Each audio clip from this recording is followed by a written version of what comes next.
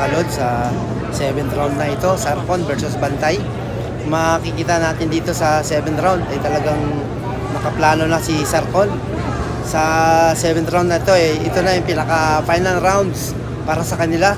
Pero actually 10 rounds ito, pero ito 7 rounds. Ay tatapusin na dito ang laban. So abangan natin kung ano mangyayari. So knockout victory po ito. So ayan, kung makikita mo talagang yun. Ang ganda ng jab ni Sarcon dito. Talagang napakatulis.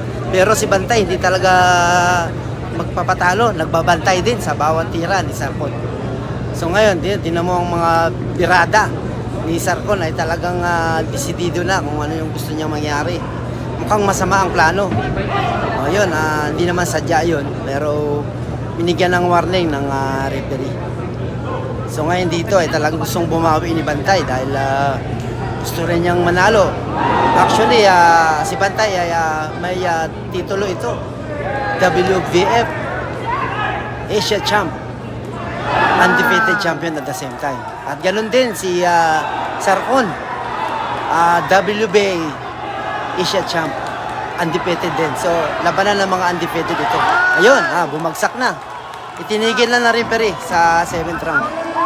Talagang doon na lang. So, dito sa labanan ng mga undefeated, ay meron talagang isa na magbibreak ang record. At isa ang nagtagumpay, isa ang natalo. Pero para sa kanila, ito ay isang sports. Ayan. Congratulations para kay Linal Sarcon. Ito yung mga supporters niya, yung mga naka-green. Yan, Team Sarcon yan.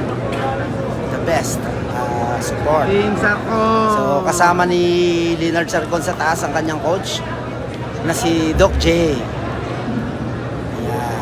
Okay. Thank you. God bless.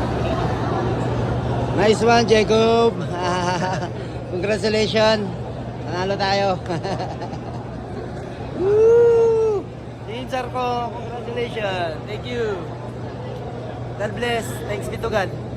Salamat sa victory. Thank you.